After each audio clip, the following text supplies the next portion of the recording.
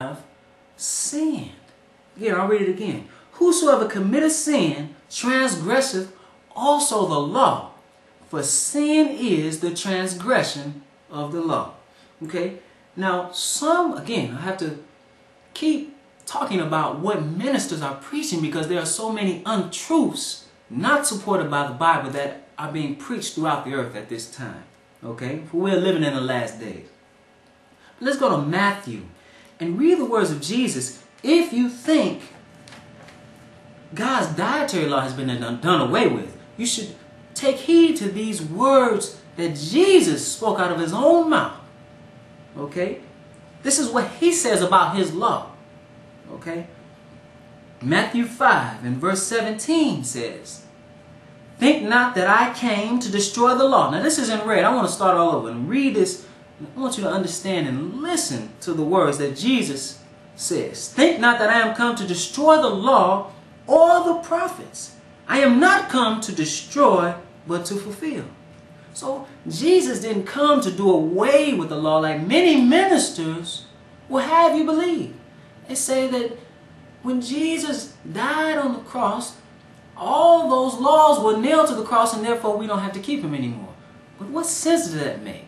Man has laws, and when you don't have law, you have what? Anarchy. You have chaos. God has laws, okay? Some dealing with our diet. Jesus didn't come to do away with these laws. What law he came to do away with temporarily was, which was a schoolmaster, was the sacrificial law. Because he was the ultimate sacrifice. And all those sacrifices, those sin offerings, even the Passover lamb, pointed to Jesus. They pointed to him. Because he was the ultimate sacrifice.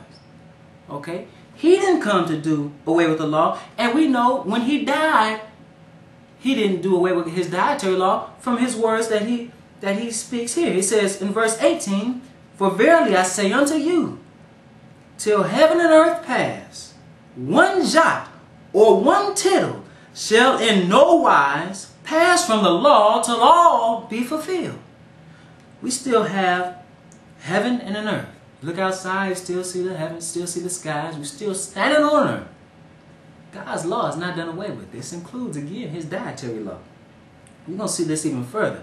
It says, "Whosoever therefore shall break one of these least commandments and shall teach men so." Now this is to those ministers who teach men so, to do away with God's laws. He says, "He shall be called the least in the kingdom of heaven. But whosoever shall do and teach them, the same shall be called great in the kingdom of heaven." Now, if you want to be great in the kingdom of heaven, you might want to start by keeping his dietary law.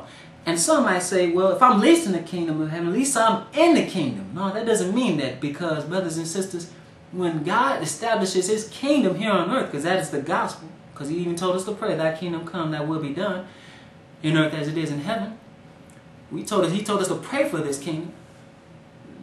There are going to be men and women on the earth, and there is going to be a lake of fire that you're going to be able to see, okay? Right here on the earth, while his kingdom is here. That's what he's talking about, the least in the kingdom. You want to be the greatest in the kingdom. You want to reign how he reigned in the kingdom. It says, in verse 20, "For I say unto you that except your righteousness shall exceed the righteousness of the scribes and Pharisees, you shall in no case enter into the kingdom of heaven." Now what is righteousness? Who is righteous? He that doeth righteousness is righteous. And righteousness is based on what is right. And what is right is the law. That's why Paul called the law holy, just, and good. Okay? It is a light for our feet, for our path to walk on. That's what the law does. It shows us how we should live. Okay? Let's go to Isaiah 65. Isaiah 65. Because there are many, and when I say people that think they can do away with the dietary law, and that Jesus did away with all the laws, and we don't have to keep any laws anymore. Maybe we're under the law of love. Well, love is fulfilling of the law, but people don't even deal with that. But I'm talking mainly about people who call themselves dealing with God. So-called religious people, okay? But their religion is not based, unfortunately, because they haven't been taught. I'm not throwing stones, I'm just speaking the truth. A lot of people haven't been taught what thus saith the Lord out of the scriptures. Okay? So let's go to Isaiah 65, because that's nothing new. Okay? People thinking that they are really serving God, but worshiping Him in vain.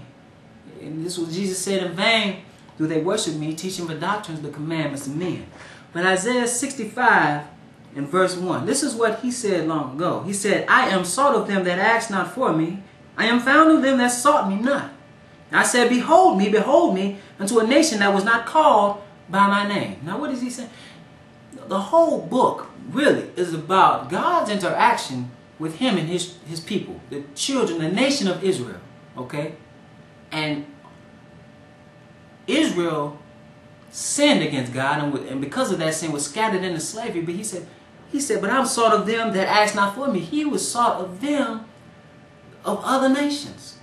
But you can read in Amos, He said, only you have I known of all the nations of the earth, therefore I will punish you all your iniquity. Talking about Israel, okay? And again, Israel is, in America, they would be known as the so-called African American. Okay? So verse 2, He says, I have spread out my hands all day unto a rebellious people. Talking about Israel. Which walketh in a way that was not good after their own thoughts. Okay? So we do the same thing today. You got to think about it. Who has more churches in per capita in the United States today? It's black folks.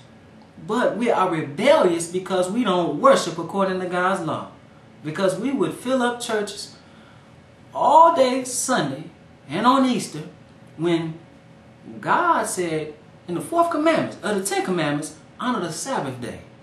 And Easter, if you look at any encyclopedia and do a little research, you know it is pagan in origin. It has nothing to do with God at all.